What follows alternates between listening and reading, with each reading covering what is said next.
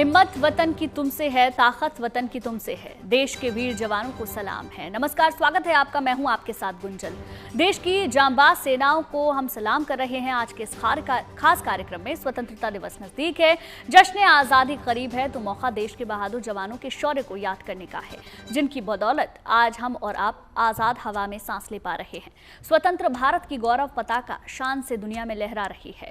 आज हमारे खास कार्यक्रम में हम आपको दिखाने जा रहे हैं अपनी भारतीय वायुसेना की शौर्य गाथा की शानदार तस्वीरें। आपको बताने जा रहे हैं भारतीय नौसेना किस तरह से समंदर में दमखम दिखाने जा रही है। आपको ये भी दिखाएंगे हजारों फीट की ऊंचाई पर दुर्गम इलाकों में मुश्किल हालात में भारतीय सेना के जवान किस तरह से दुश्मनों को मात देने की प्रैक्टिस कर रहे हैं। और आपको ये भी दिखाएंगे कि सेना की ताकत किस तरह से बढ़ रही है, किस तरीके से हमारी फौज आत्मनिर्भर हो रही है। बने रहिए हमारे साथ। गौरव के साथ छूना है आसमान और दुनिया में देश का परचम लहराना है, देश की ताकत का लोहा मनवाना है।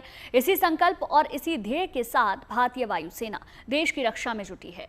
वायुसेना के जांबाज जवानों ने हर मुश्किल घड़ी में अपनी क्षमता साबित की है। वायुसेना के रणबांकुरों ने किस तरह से आतंक की कमर तोड़ी और विपरीत परिस्थितियों में अपने दमखम का प्रदर्शन करके देश का मान बढ़ाया, इसकी दास्तां एक शानदार वीडियो में बयां की गई है, जिसे वायुसेना ने हाल ही में जारी किया है। आप भी देखिए।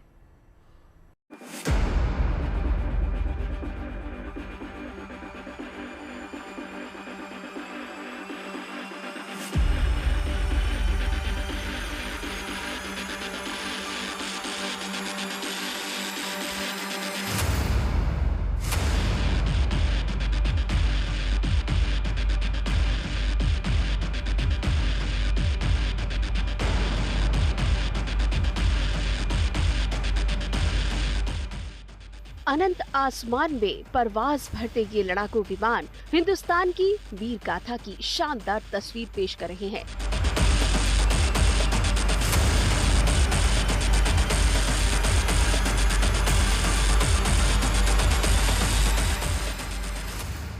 पहाड़ हो, समुद्र हो या फिर जमीनी सरहदें, जहां भी जिस तरफ भी दुश्मन ने आंख उठाकर देखने की कोशिश की तो भारतीय वायुसेना ने थल सेना और नौसेना के साथ मिलकर करारा जवाब दिया है और हर हालात में अपनी ताकत और काबिलियत का मुकम्मल प्रदर्शन किया है।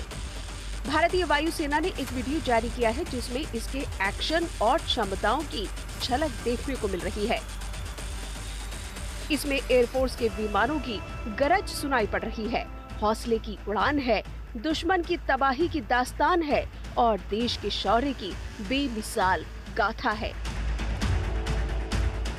चाहे पाकिस्तान के साथ 1971 की जंग हो या 1999 में कारगिल युद्ध को अंजाम तक पहुंचाने के लिए वायु शक्ति का इस्तेमाल, या फिर 2016 के सर्जिकल स्ट्राइक के जरिए पाकिस्तान में मौजूद आतंकवादियों का सफाया, या फिर 2019 में बालाकोट में किया गया ऑपरेशन जिसमें ध्वस्त किए गए पाकिस्तान में मौजूद जैश-ए-मोहम्मद के आतंकी ठिकाने, और अब 2025 में 22 अप्रैल को पहलगाम में हुए आतंकी हमले के बाद ऑपरेशन सिंदूर, जिसने पाकिस्तान को एक बार फिर से भीषण चोट दी है। न केवल आतंकवादियों के अड्डे नष्ट किए गए हैं, बल्कि पाकिस्तान के भारतीय वायुसेना के साहसिक कदम से पाकिस्तान को जबरदस्त नुकसान झेलना पड़ा।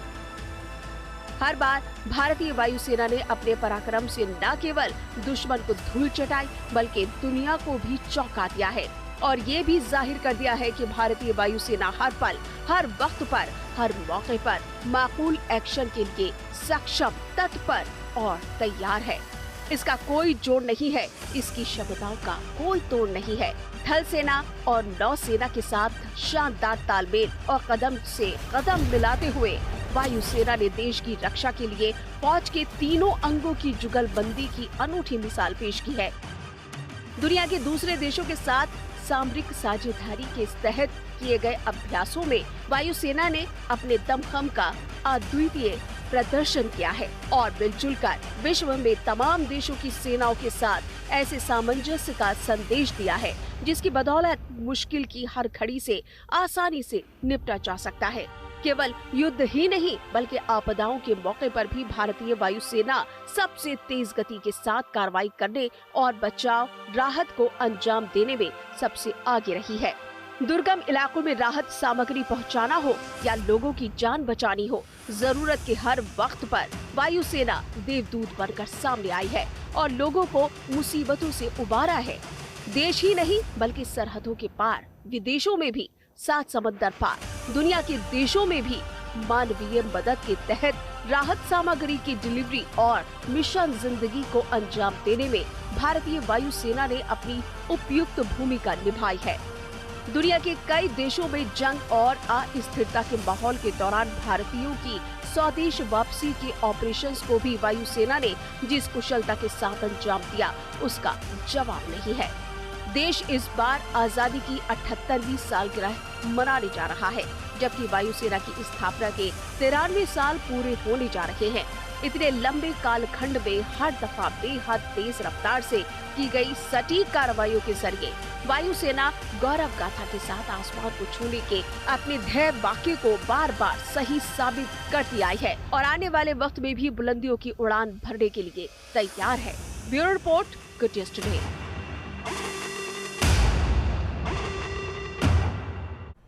देश की ताकत की झलक नौसेना भी दिखा रही है। अरब सागर में आज से भारतीय नौसेना युद्ध अभ्यास शुरू कर रही है, जिसका मकसद न केवल अपनी क्षमताओं को परखना है, बल्कि आगे भविष्य में कभी मौका पड़ने पर दुश्मनों के इरादों को ध्वस्त करने की तैयारी करना भी है, क्योंकि ये वही नौसेना है जिसने 1971 में पाकिस्तान को जोरदार सबक सिखाया था।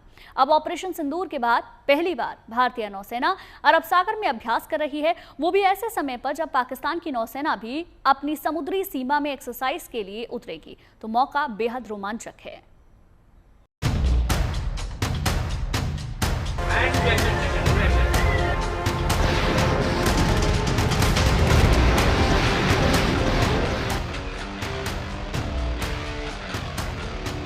अब समंदर में हलचल बढ़ेगी, जंगी जहाजों की गंभीर गर्जना होगी। भारतीय नौसेना के जंगी जहाज समुद्र की लहरों पर होड़ लगाएंगे।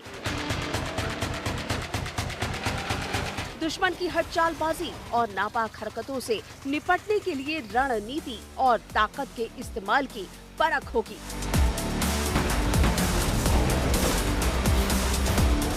अरब सागर में आज से बड़े पैमाने पर सैन्य अभ्यास शुरू हो रहा है। इस दौरान भारतीय नौसेना अपने तमाम बेड़ों और साजो सामान के साथ उतरेगी, जिसमें जंगी जहाज होंगे तो डिस्ट्रॉयर, टोहीपोत, पनडुब्बियां और तमाम किस्म के आधुनिक उपकरणों का भी इस्तेमाल होगा। वहीं भारतीय नौसेना के एयरक्राफ्ट कैरियर INS विक्रमादित्य और INS विक्रांत पर तैनात लड़ाकू विमान और हेलीकॉप्टर भी इस दौरान समंदर में उड़ान भरकर अपनी ताकत के इस्तेमाल की प्रैक्टिस कर सकते हैं।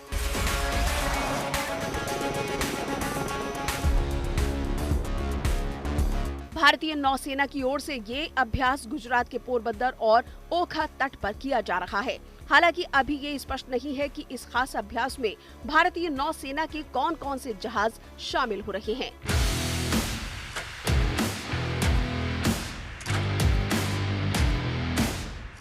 लेकिन इतना तो तय माना जा रहा है कि अरब सागर के संवेदनशील इलाकों में हो रहे इस अभ्यास का मकसद बेहद खास है और ये मकसद जमीन और आसमान के बाद अब समंदर में पाकिस्तान को बटखनी देने के लक्ष्य से जुड़ा है, क्योंकि ऑपरेशन सिंदूर के 4 महीने बाद एक बार फिर से भारतीय नौसेना अरब सागर में एक्शन में है।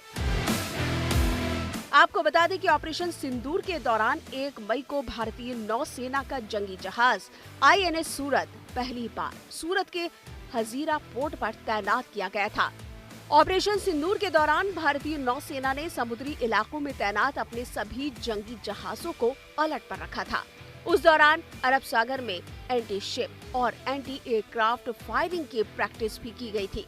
इतना ही नहीं, अप्रैल में भारत ने अरब सागर में अपनी जंगी जहाजों से 5 दिन में 2 बार मिसाइलों की टेस्टिंग भी की थी, जो पूरी तरह सफल रहे थे।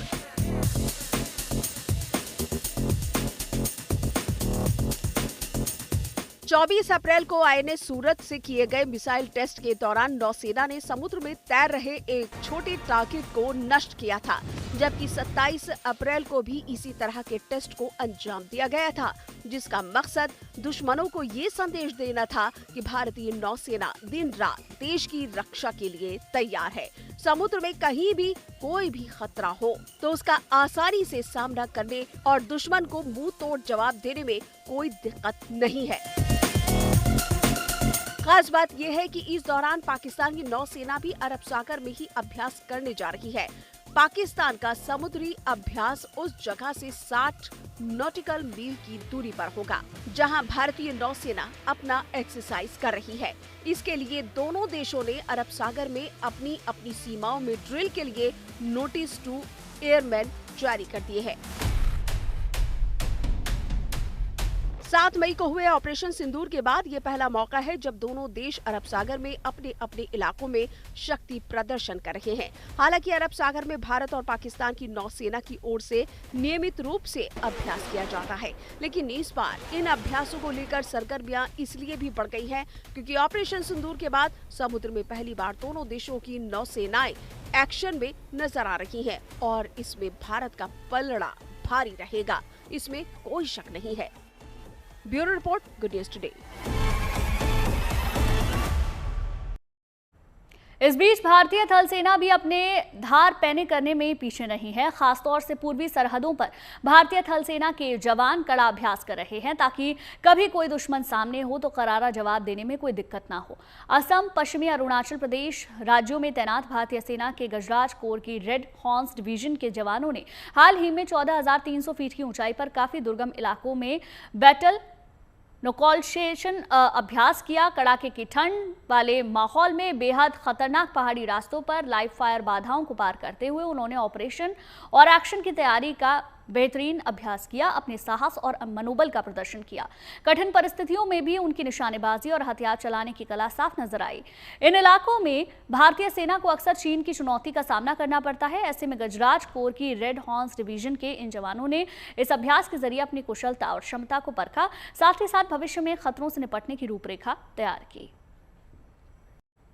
अब आपको दिखाते हैं आत्मनिर्भरता की ओर बढ़ते सेना के कदम। आत्मनिर्भर भारत की मुहिम में एक के बाद एक स्वदेशी वॉरशिप नौसेना को सौंपे जा रहे हैं। Nilgiri class stealth frigate Udaygiri भी 1 जुलाई को नौसेना को सौंपा गया था। 31 जुलाई को प्रोजेक्ट 17A के तहत बना स्टेल्थ फ्रिगेट हिमगिरी भी नौसेना को सौंपा गया। अब इनके नौसेना के बेड़े में शामिल होने की तारीख भी आ गई है। 26 अगस्त को विशाखापट्टनम में एक दिन में 2 गाइडेड मिसाइल स्टेल्थ फ्रिगेट नौसेना में आधिकारिक तौर पर शामिल कर लिए जाएंगे।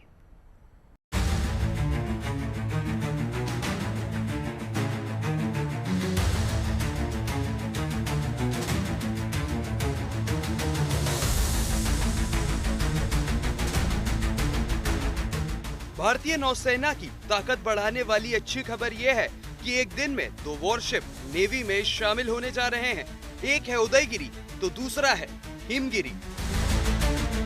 प्रोजेक्ट 17A के इन दोनों वॉरशिप हिमगिरी और उदयगिरी की खासियत यह है कि ये एंटी सरफेस और एंटी शिप वॉरफेयर के लिए ब्रह्मोस से लैस है, एंटी एयर वॉरफेयर के लिए एयर डिफेंस गन से लैस है, Barak 8 long range surface to air missile से लैस है, एंटी सबमरीन वॉरफेयर के लिए वरुणास्त्र और एंटी सबमरीन रॉकेट लॉन्चर से लैस है। यह frigate sonar, combat management system और मल्टी फंक्शन डिजिटल रडार से लैस है, जो लंबी दूरी से आने वाले अटैक को डिटेक्ट, ट्रैक और इंटरसेप्ट कर सकता है।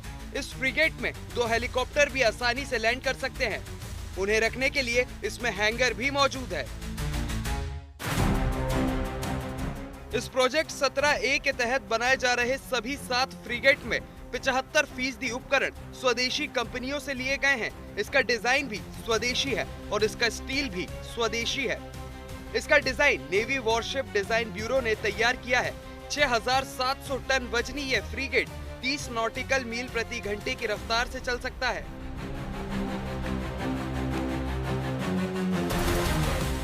प्रोजेक्ट 17A के सभी वॉरशिप शिवालिक क्लास फ्रिगेट से 5% बड़े हैं। चीन और पाकिस्तान का गठजोड़ समंदर में भी तेजी से बढ़ रहा है। पाकिस्तान की नेवी को चीन शक्ल देने में जुटा है। नए वॉरशिप और सबमरीन से उसकी ताकत बढ़ा रहा है।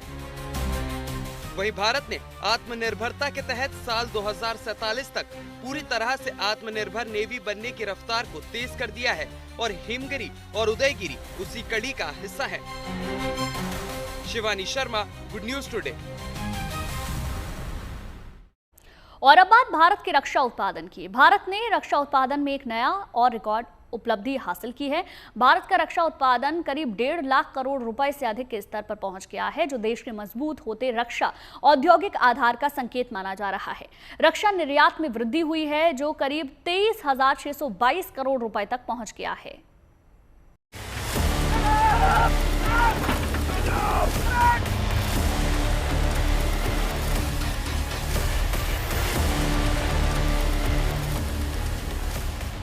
एक समय था जब भारत हथियारों, लड़ाकू विमानों और दूसरे रक्षा उपकरणों के लिए दूसरे देशों पर निर्भर था, लेकिन आज वक्त बदल चुका है।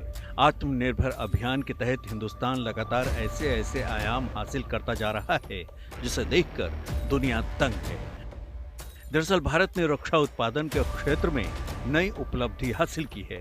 रक्षा मंत्री राजनाथ सिंह के मुताबिक भारत का सालाना रक्षा उत्पादन वित्तीय वर्ष 2024-25 में 1.5 लाख करोड़ रुपए से अधिक के सर्वकालिक उच्च स्तर पर पहुंच गया है। उन्होंने कहा कि हमारे रक्षा उत्पादन ने अब तक के सारे रिकॉर्ड तोड़ दिए हैं। उन्होंने इस वृद्धि को देश के मजबूत होते रक्षा औद्योगिक आधार का स्पष्ट संकेत बताया। उन्होंने कहा कि पिछले साल रक्षा उत्पादन 1.27 लाख करोड़ रुपए था, जबकि 2019-20 से ये 90% ज्यादा है।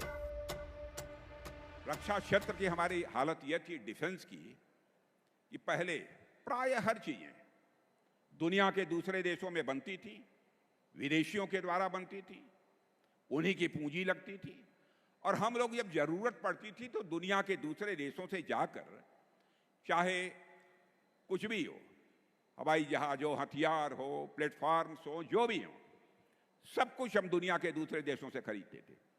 लेकिन आज मैं आपको जानकारी देने के लिए आया हूं बहनों भाइयों, अब हम इनमें से बहुत सारी चीजें न केवल भारत की धरती पर बना रहे हैं, न केवल भारतवासियों के हाथों से बना रहे हैं, न केवल हम अपनी आवश्यकताओं को पूरा कर रहे हैं, बल्कि हम दुनिया के दूसरे देशों को भी हम एक्सपोर्ट करने का काम कर रहे हैं, उनके पास भी हम भेज रहे हैं। दुनिया के देश सब हमारे सामान को खरीदने का काम कर रहे हैं। राजनाथ सिंह ने कहा कि ये आंकड़े पिछले वित्त वर्ष के 1.2 लाख करोड़ रुपए के उत्पादन की तुलना में 18% की मजबूत वृद्धि और 2019-20 के बाद से 90% की आश्चर्यजनक वृद्धि को दर्शाते हैं, जब ये आंकड़ा 79,071 करोड़ रुपए था।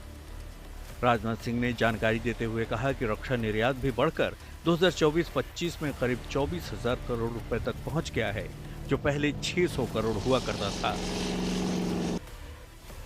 रक्षा क्षेत्र के सार्वजनिक उपक्रमों और अन्य सार्वजनिक उपक्रमों ने कुल उत्पादन में 77% का योगदान दिया, जबकि निजी क्षेत्र का योगदान 23% रहा, जो 2023-24 में 21% था। इसी तरह से निजी क्षेत्र की हिस्सेदारी देश की रक्षा पारिस्थितिकी तंत्र में उसकी बढ़ती भूमिका को दर्शाते हैं और ये सशक्त होते भारत की पहचान है। भारत के डिफेंस आइटम, रक्षा उत्पाद की चीजें दुनिया के देशों को केवल 600 करोड़ रुपए की एक्सपोर्ट होती थी, माने जो दुनिया के दूसरे देशों के लोग खरीदते थे। बहनों भाइयों, आपको जानकर खुशी होगी, अब हम 24,000 करोड़ से ज्यादा का डिफेंस आइटम अब एक्सपोर्ट कर रहे हैं। दूरगामी नीतिगत सुधारों, व्यापार करने की सुगमता में तेजी, आयात पर निर्भरता कम करने और घरेलू जरूरतों को पूरा करने वाले रक्षा औद्योगिक परिसर के निर्माण पर जोर देने से सकारात्मक परिणाम मिले हैं। राजनाथ सिंह ने कहा कि ये उपलब्धि सरकार के आत्मनिर्भर भारत विजन के अनुरूप है और निरंतर सुधारों और निजी भागीदारी के साथ यह क्षेत्र और भी अधिक विस्तार की संभावनाओं के साथ तैयार है। दरअसल रक्षा मंत्री राजनाथ सिंह ने मध्य प्रदेश के रायसेन में देश की पहली रेल और मेट्रो कोच निर्माण इकाई ग्रीनफील्ड रेल कोच निर्माण केंद्र की आधारशिला रखी। 60 हेक्टेयर से अधिक क्षेत्र में फैली इस फैक्ट्री में मेट्रो ट्रेन और वंदे भारत ट्रेनों के लिए कोच बनाए जाएंगे। 1800 करोड़ रुपए की इस परियोजना का पहला चरण 2026 के मध्य तक पूरा होने की उम्मीद है। इसके बाद यहां उत्पादन शुरू हो जाएगा। Bureau report, good news today. अब खबर दिल्ली में स्वतंत्रता दिवस के अवसर पर सुरक्षा की।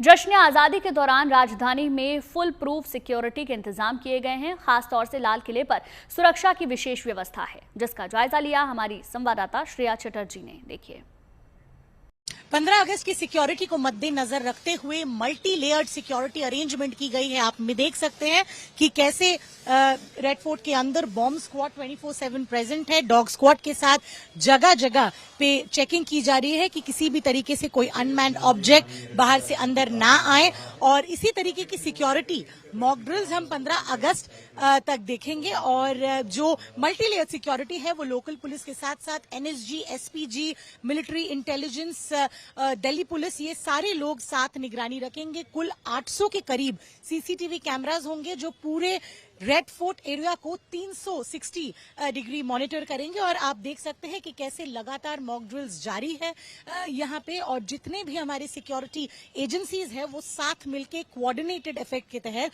इंडिपेंडेंस डे सिक्योरिटी को मॉनिटर करते हैं। कुल 7500 पर्सनल्स डिप्लॉयड है, जिसमें दिल्ली पुलिस के साथ साथ होम गार्ड, पैरामिलिट्री सारे लोग मौजूद होंगे। और 15 अगस्त तक हम इसी तरीके की टाइट सिक्योरिटी रेड फोर्ट से देखेंगे। वीडियो जर्नलिस्ट मनीष बिदूरी के साथ श्रेया चटर्जी। राजधानी दिल्ली में स्वतंत्रता दिवस का मुख्य कार्यक्रम लाल किले पर होगा। वहीं प्रधानमंत्री लाल किले के प्राचीर से देश को संबोधित करेंगे और इस अवसर पर स्कूली बच्चों सहित खास मेहमान भी होंगे। तो जाहिर है लाल किले की सुरक्षा सबसे खास है, लिहाजा पूरे इलाके में सीसीटीवी कैमरों से नजर रखी जाएगी। इसके लिए स्पेशल कंट्रोल रूम भी बनाए गए हैं।